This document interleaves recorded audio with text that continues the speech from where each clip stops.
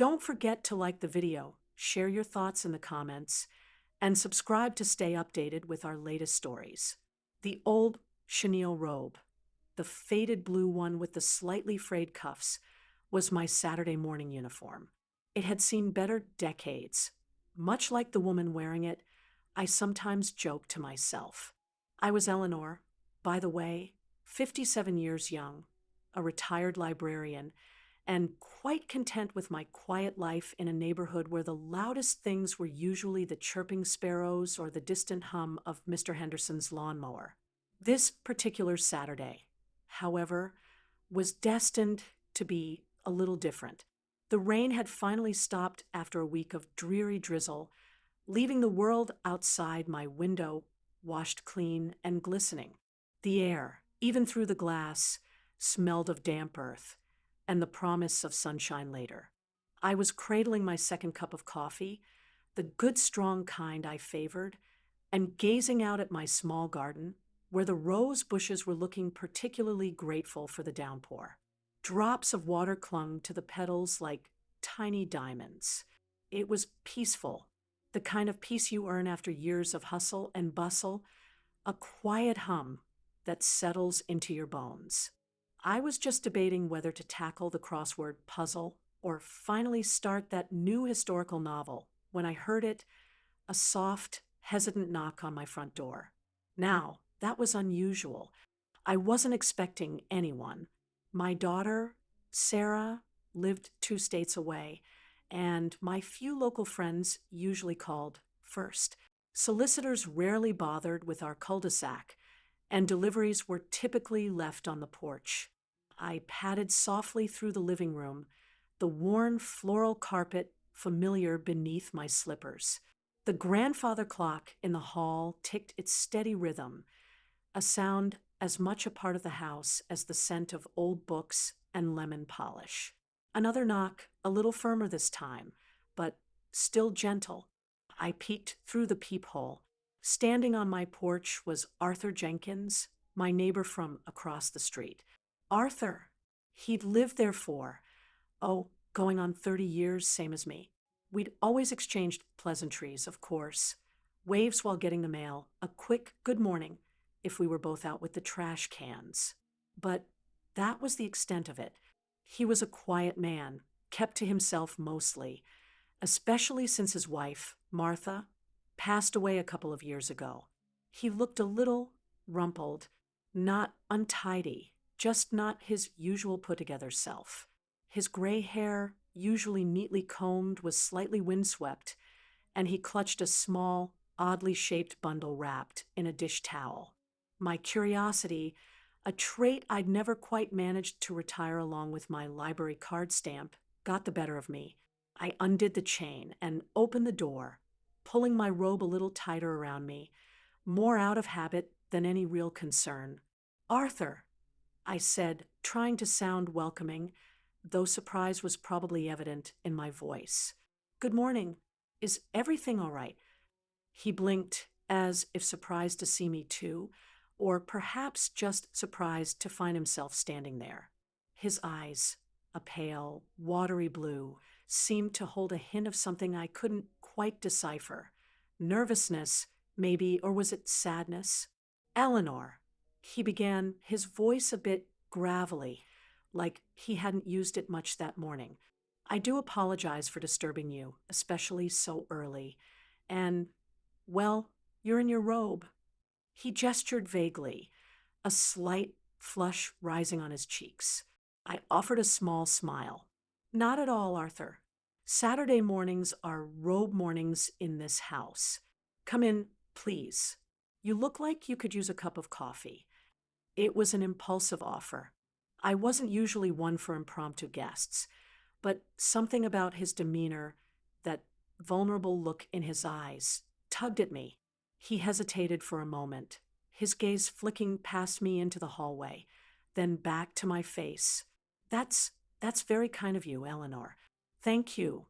I wouldn't want to impose." "Nonsense," I said, stepping back to widen the doorway. "It's no imposition at all. The coffee's fresh." He shuffled in, bringing with him the scent of damp wool, and something else, something faintly sweet and earthy. He stood a little awkwardly in the small foyer, still holding his bundled parcel. "Please, have a seat in the living room," I said, gesturing towards the archway. "I'll just grab another mug." In the kitchen, as I reached for my favorite hand-painted mug, the one with the cheerful sunflowers, I wondered what this was all about. Arthur Jenkins, on my doorstep, clutching a mystery bundle. It wasn't like him, not at all. My mind raced through the possibilities. Was he ill? Did he need help with something? Martha's passing had hit him hard. We all knew that. He'd become even more reclusive afterwards.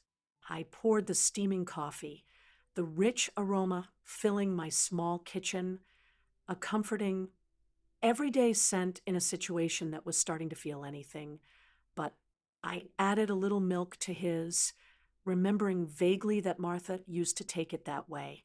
It was a small guess, hopeful gesture. When I returned to the living room, he was perched on the edge of my sofa, the one with the slightly faded chintz pattern, looking as though he might bolt at any moment. The dish towel wrapped bundle sat on his lap, undisturbed. The morning light, now a little stronger, filtered through the lace curtains, casting soft patterns on the rug. He took the mug I offered, his hand trembling slightly. "Thank you, Eleanor. This is very good." He took a sip, his eyes closing for a brief moment, as if savoring the warmth. "You always were a good neighbor." I settled into my armchair opposite him, the one I usually curled up in with a book. "So, Arthur," I began gently, "what brings you over this morning? Is everything okay?" He looked down at the bundle in his lap, his fingers tracing the faded pattern on the old cotton dish towel. It was a pale yellow with little embroidered chicks, the kind of thing you'd find in a church bazaar. It looked old, cherished. "Well, yes and no," he said slowly, his gaze still fixed on the towel. I was doing a bit of clearing out. Martha's things. It's taken me a while to get to some of it." His voice caught on her name, just for a second, but it was enough. My heart went out to him. Grief is a long road, and everyone walks it at their own pace. "I understand," I said softly. "Take all the time you need. Arthur, there's no rush with these things." He nodded, still not looking at me. She had so many collections, little things, things that mattered to her. He finally lifted his eyes, and they were filled with a profound sadness, but also a kind of hesitant hope. "And I found something I think Martha would have wanted you to have it." Me? I was taken aback. Martha. And I were friendly, yes, in that neighborly way. We chatted over the fence about our gardens, exchanged Christmas cards, occasionally lamented the state of the town council. But we weren't close confidants. What could she possibly have wanted me to have? The curiosity I'd felt earlier returned, stronger now, mixed with a growing sense of something else, a kind of tender anticipation. The air in the room seemed to still, the ticking of the grandfather clock growing louder in the silence, marking the seconds as Arthur prepared to unveil his little mystery. The slight tremor in his hands as he began to slowly, carefully unfold the corners of the dish towel told me that whatever lay beneath, it was precious to him, and for some reason, he thought it might become precious to me too. The unexpectedness of it all, the quiet intimacy of this moment with a man I barely knew, here in my living room on a Saturday morning, me in my old robe, him with his carefully wrapped secret. It all felt rather significant, as if a small, unseen door was creaking open. Arthur's fingers, gnarled a little with age, but surprisingly gentle, fumbled slightly with the last fold of the faded yellow dish towel. He took a deep breath, a small, shaky sound in the quiet room. And then he revealed what was inside. It was a plant, a small, rather unassuming succulent, nestled in a simple terracotta pot. Its leaves were a dusty green, tinged with a soft purple at the edges, and they spiraled outwards in a pattern that was surprisingly intricate if you looked closely. It wasn't a showy plant, not like my vibrant roses or the flamboyant hibiscus I babed through the winters. This was a quiet, sturdy little thing. For a moment, I just looked at it, a little perplexed. A plant? This was the treasure Martha wanted me to have. Arthur watched my face, his own expression a mixture of anxiety and hope. It's a Haworthia, he said, his voice barely above a whisper. Martha, she loved these. She had a whole collection on the kitchen windowsill. Said they reminded her of stars, the way the leaves grew. He touched one of the leaves very lightly, almost reverently. This one was her favorite. It's not much to look at, I suppose, if you don't know them. I looked closer then, really looked, the way the light caught the slightly translucent tips of the leaves, the perfect geometric progression. There was a subtle beauty to it, a quiet resilience, and knowing it was Martha's favorite, that she tended to it, suddenly imbued it with a different kind of value. Arthur, it's lovely, I said, and I meant it. It wasn't just a plan anymore. It was a connection, a little piece of Martha's life entrusted to me. But why me? Surely there are family members or closer friends. He shook his head, a faint, sad smile touching his lips. Our children, they live so far away, and they have their own busy lives. They wouldn't appreciate it. Not like she did. Not like I thought you might. He paused, then continued. Martha always admired your garden. Eleanor, she'd often stand at her window, just looking at your flowers. She said you had a gift, a way with growing things. She said you understood them. My heart warmed at his words. I'd had no idea Martha had paid such close attention or thought so kindly of my humble efforts. We gardeners, we often toil in solitude, our triumphs and failures witnessed mostly by the bees and the butterflies. To know that someone had appreciated it, truly seen it, was a gift in itself. She once told me, Arthur went on, his voice gaining a little strength, that if anything ever happened to her, she'd want her special plants to go to someone who would talk to them. She used to talk to hers, you know? I'd hear her muttering away in the kitchen, telling them about her day. A chuckle escaped him, a rusty sound, but genuine. I smiled back. I've been known to have a chat with my roses now and then, I admitted, mostly scolding the aphids, but still, this seemed to please him. I knew it, he said, nodding. I just had a feeling. Martha was a good judge of character.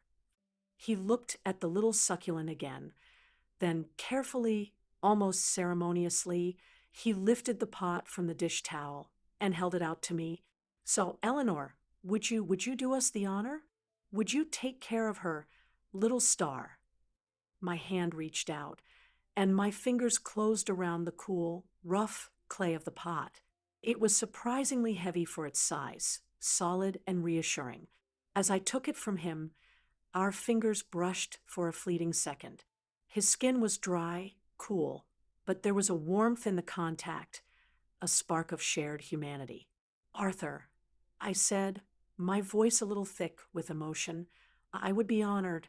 Truly, I'll find the perfect spot for it, somewhere it can get just the right amount of light. And I promise I'll talk to it.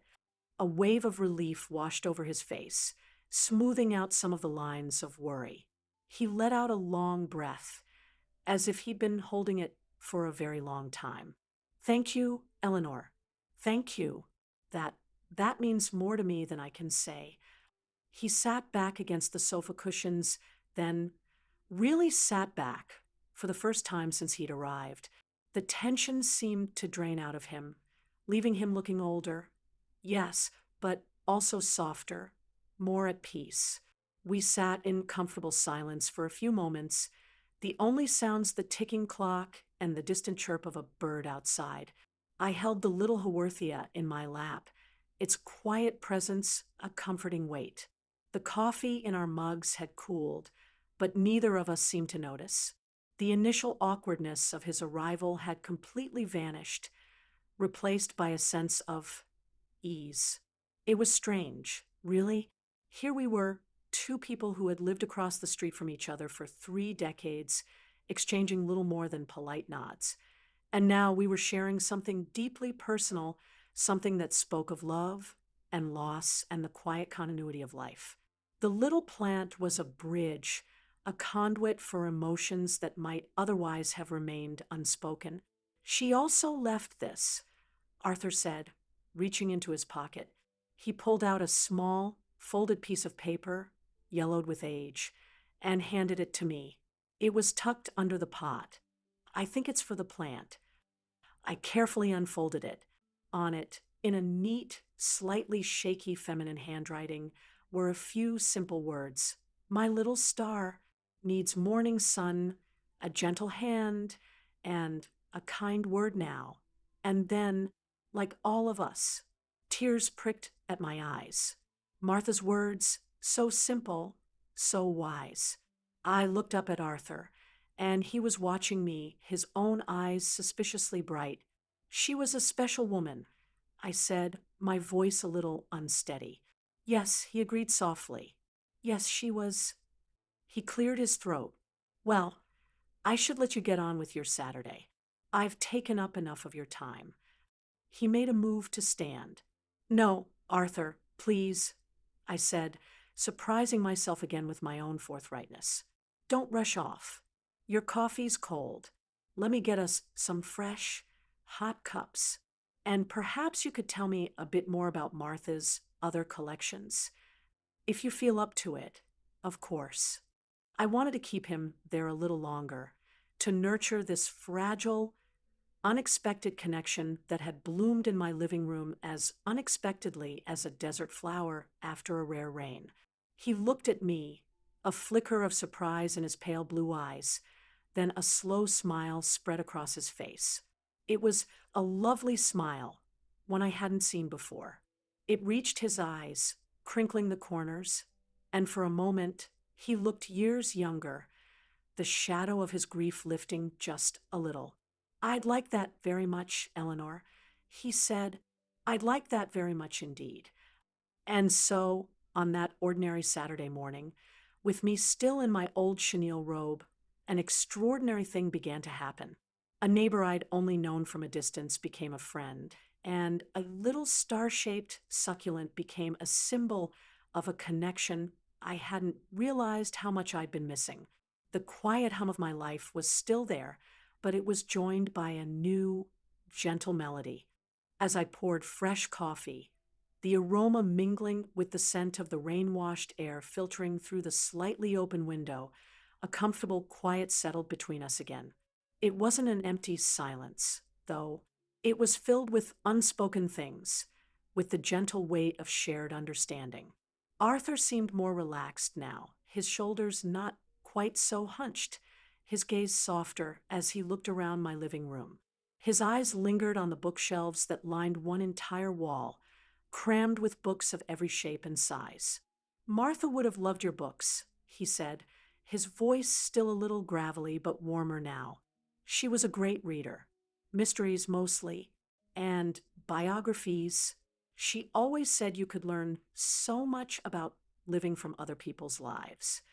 I quite agree, I replied, handing him his steaming mug.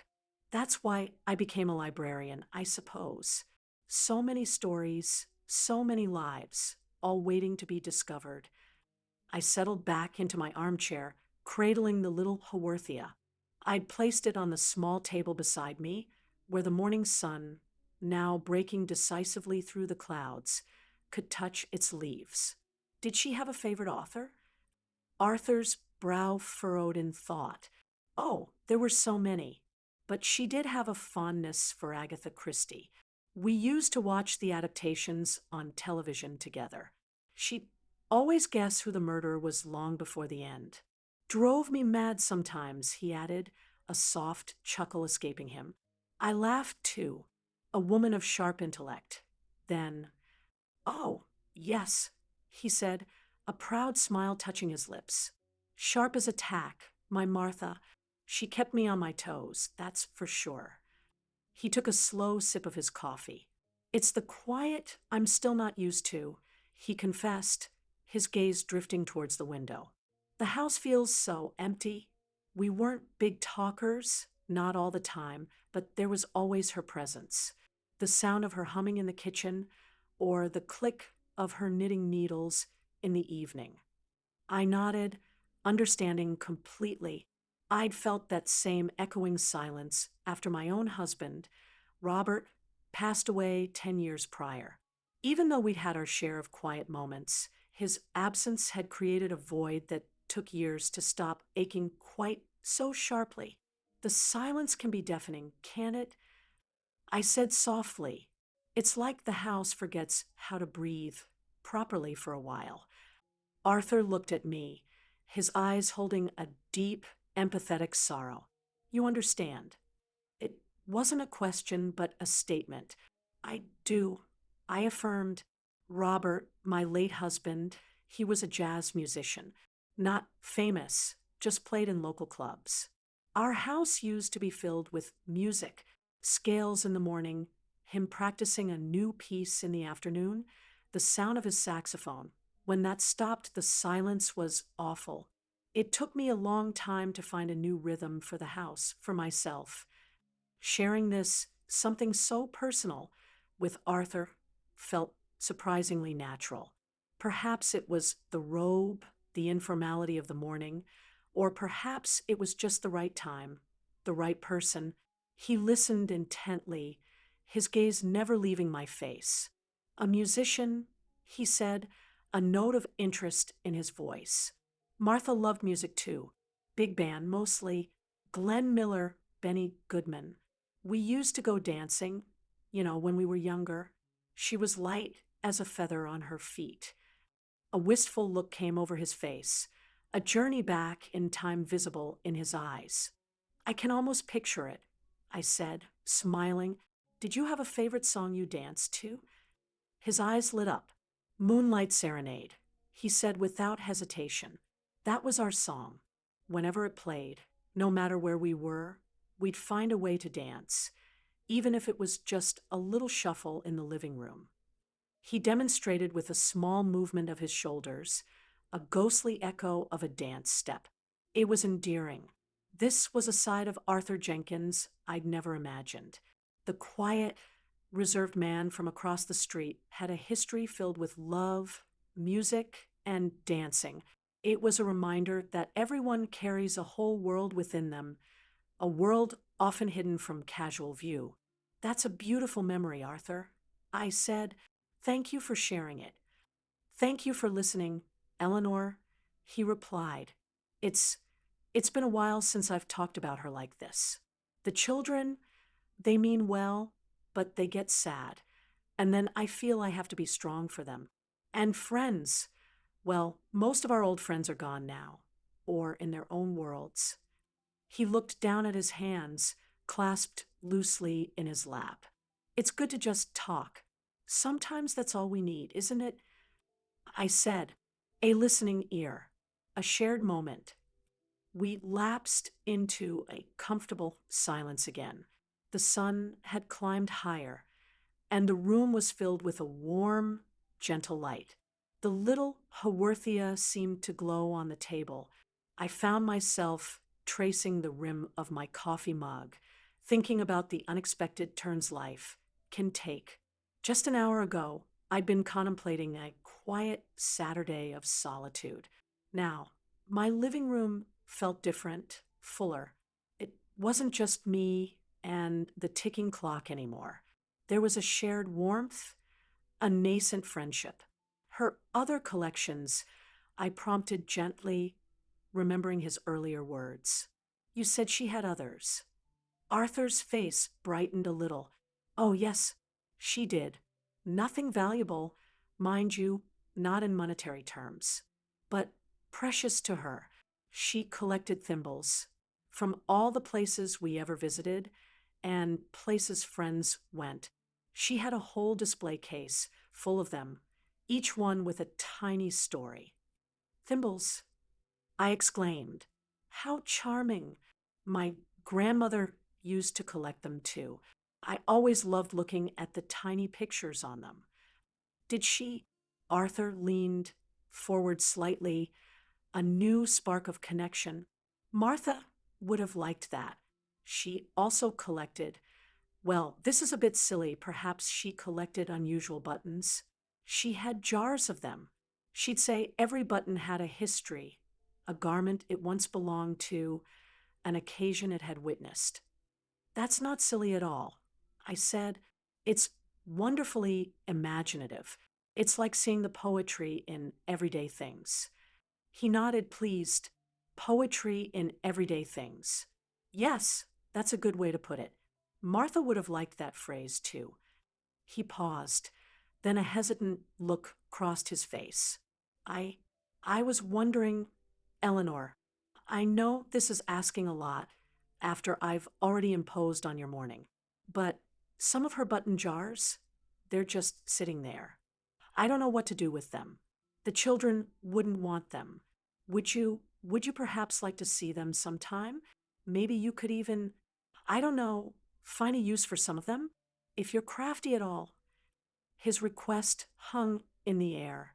It was more than just about buttons, I knew.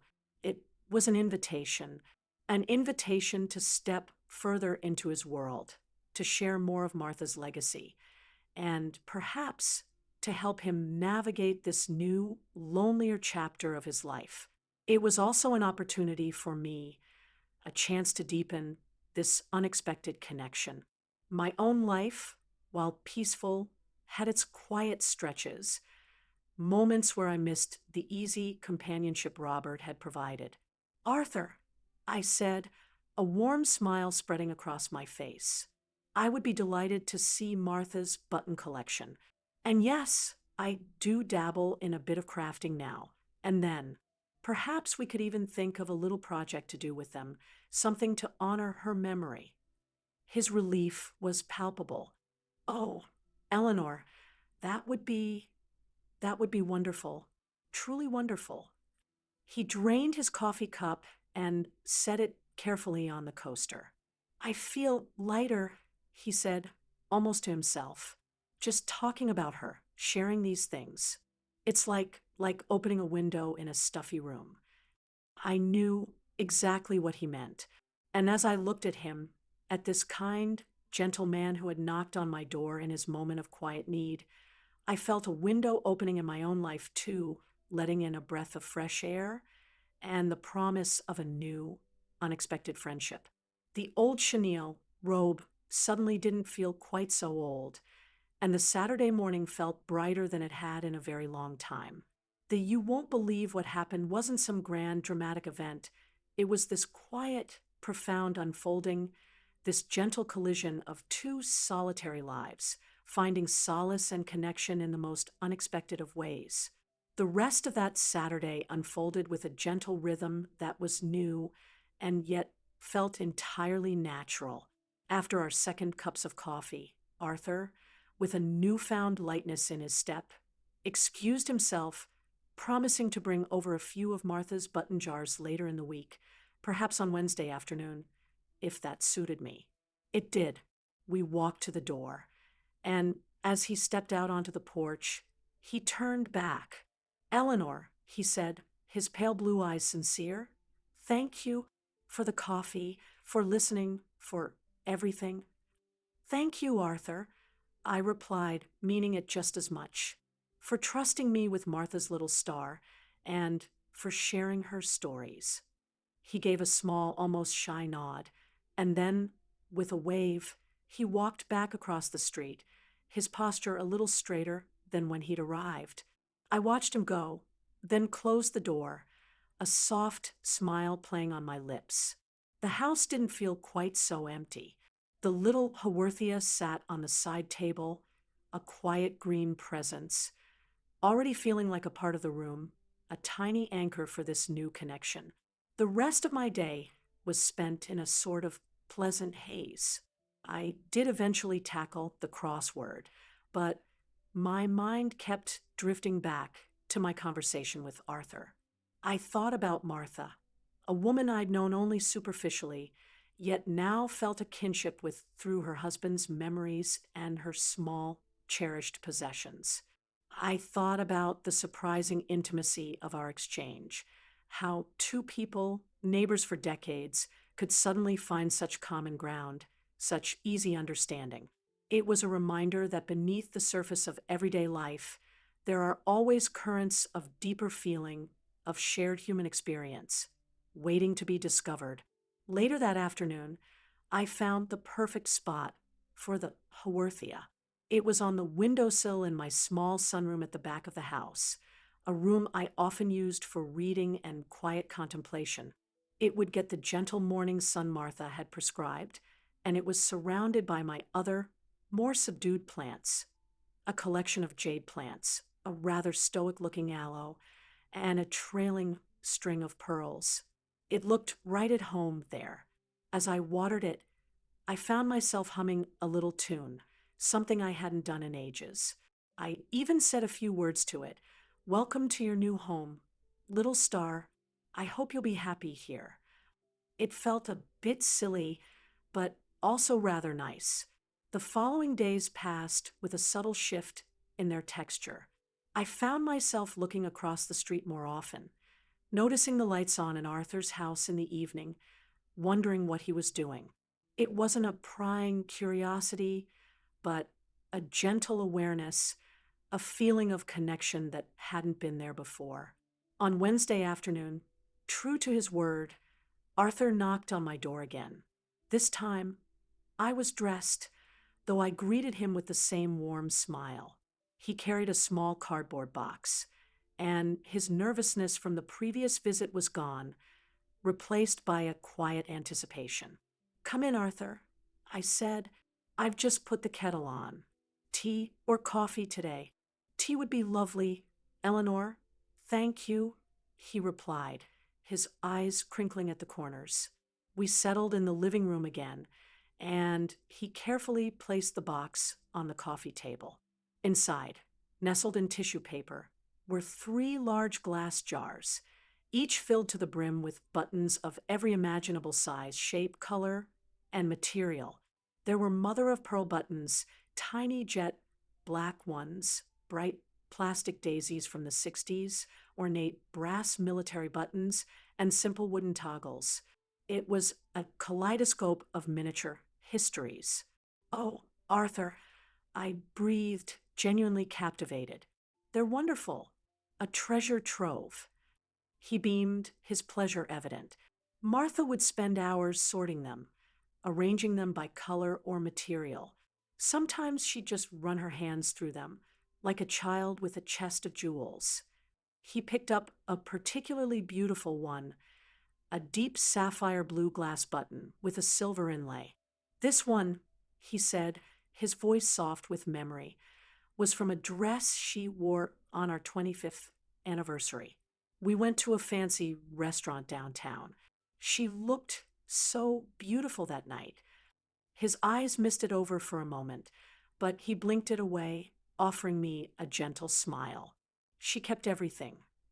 We spent the next hour looking through the buttons, Arthur sharing little anecdotes connected to some of them, me marveling at the variety and artistry. It wasn't just about the buttons.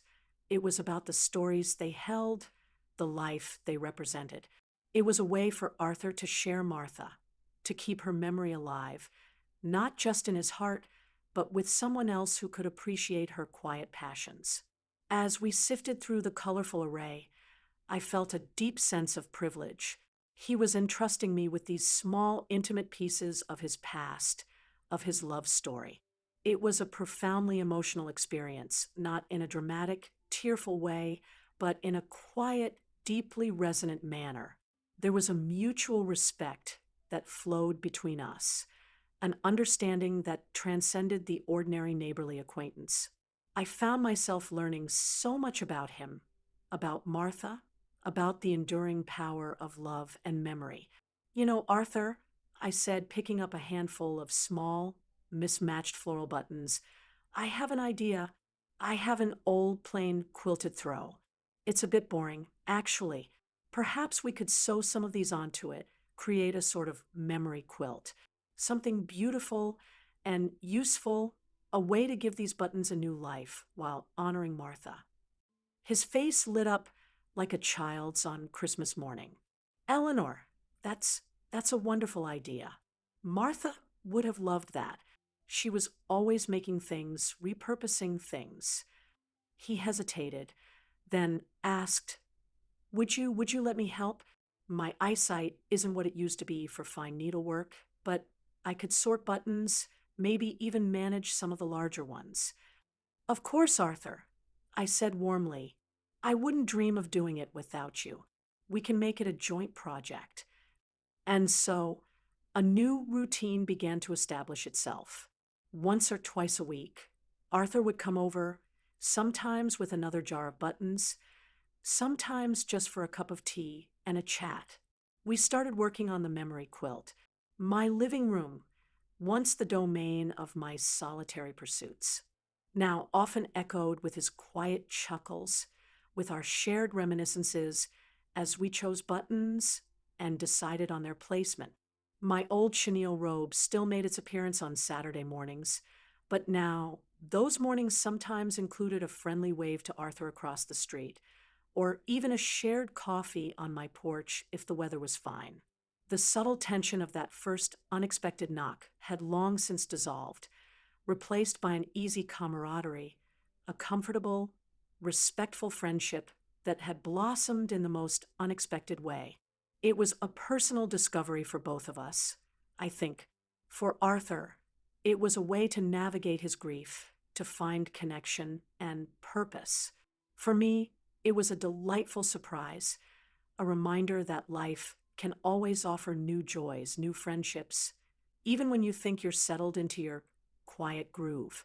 The you won't believe what happened wasn't just about a knock on the door. It was about opening the door, literally and figuratively, to a deeper, more meaningful connection with the world around me, starting with the man who lived just across the street. It was about the quiet magic of shared stories and the enduring beauty of small, cherished things. Our button project became a gentle centerpiece to our weekly meetings. The plain, cream-colored throw I'd unearthed from the linen closet began to bloom with color and texture. We'd sit, often in comfortable silence, sometimes with soft classical music playing in the background. I discovered Arthur had a fondness for Chopin and sort through the jars. He had a surprisingly good eye for color combinations, often pointing out a button I might have overlooked that would be perfect for a particular spot. My needle, though not as swift as it once was, moved steadily, stitching these tiny fragments of Martha's life, and now Arthur's, into a new tapestry. Each button seemed to whisper its own story as I sewed it on. A small, pearly one from a baby's christening gown, Arthur had told me, belonging to their daughter. A sturdy, leather-bound one from an old gardening jacket Martha had worn till it frayed. A gaudy, sparkling one she'd bought on a whim on a seaside holiday, just because it made her laugh. It wasn't just a quilt we were making. It was a chronicle, a tangible collection of memories. Through these sessions, I learned more about Arthur's life before Martha's passing. He'd been an engineer, meticulous and thoughtful, qualities I could see in the careful way he handled the buttons and considered their placement. He spoke of their travels, not grand adventures, but quiet explorations of nearby towns, visits to botanical gardens, and annual trips to a small coastal village where Martha loved to collect seashells, another of her quiet passions. He even brought over a small box of her most treasured shells one afternoon, each one perfect and unique. and we found a way to incorporate a few tiny ones into the quilt's border, nestled amongst the buttons like hidden jewels. My daughter, Sarah, called me one Saturday morning. "Mom, you sound different," she said, her voice laced with curiosity. "Happier. What's going on?" I smiled into the phone, glancing at the little Haworthia on the sunroom windowsill, which was thriving. "Oh, nothing much, dear," I said. "Just made a new friend. That's all." I told her about Arthur, about Martha's plant, and our button quilt. She was quiet for a moment, then said, "That's really nice, Mom. I'm glad." I think she understood, more than words could say, that this newfound connection was filling a space in my life I hadn't even consciously acknowledged was empty. The quilt grew, stitch by stitch, button by button. It became a riot of color and memory, a testament to a life well lived and a love well remembered. And as it grew, so did our friendship. Arthur was no longer just Mr. Jenkins from across the street. He was Arthur, my friend, a kind and gentle soul with a surprising wit and a deep capacity for love. He started bringing over little things. A particularly interesting article from the newspaper he thought I'd enjoy, a bloom from his own struggling rose bush, which I gave him some tips on reviving, once even a small, slightly lopsided apple pie he'd attempted to bake himself, a tribute to Martha's culinary skills. It wasn't the best pie I'd ever tasted, but it was made with such affection that it was delicious in its own way. I, in turn, would share freshly baked cookies or a new book I thought he might like. Our interactions were simple, unassuming, yet deeply fulfilling. There was no pretense, no agenda, just mutual respect and a genuine enjoyment of each other's company. The initial vulnerability I'd felt that first morning, standing there in my robe, had transformed into a comfortable openness. We could talk about anything: current events, memories of our spouses, the changing seasons, the small joys and frustrations of daily life. One afternoon, as we were nearing the completion of the quilt, Arthur looked at it, his eyes soft. "Martha would have been so touched by this. Eleanor," he said, his voice thick with emotion. "You've given her buttons, her memories, a new story. You've given me, well, you've helped me see that there can still be new stories." I reached out and gently squeezed his hand where it rested on the arm of his chair. "We've written this new story together, Arthur," I said, "and it's a beautiful one." The day we finally finished the quilt was a quiet triumph. We spread it out on my living room floor. It was magnificent, a vibrant, tactile history. Every inch of it spoke of love, of care, of shared moments. Arthur just stared at it for a long time, a slow smile spreading across his face. "It's more beautiful than I ever imagined," he whispered. "We decided it should live on the old wooden chest in my hallway, where it could be seen and appreciated, a welcoming splash of color and warmth." The first time I saw Arthur glance at it, as he was leaving, a look of quiet pride and gratitude on his face, my heart felt full. My life hadn't been overturned by that knock on the door. Instead, it had been enriched, deepened. The solitude I had once cherished hadn't been diminished, but it was now complemented by a meaningful connection that brought unexpected joy and a renewed sense of purpose. I still wore my old chenille robe on Saturday mornings, still enjoyed my coffee and the quiet contemplation of my garden. But now there was an added layer of warmth, a sense of anticipation for the small, shared moments that had become such a precious part of my week. The "you won't believe what happened" wasn't about a dramatic plot twist. It was about the profound and quiet miracle of human connection, of finding a friend in an unexpected place, of discovering that even in the later chapters of life, there are always new ways to grow, to share, and to find beauty in the everyday.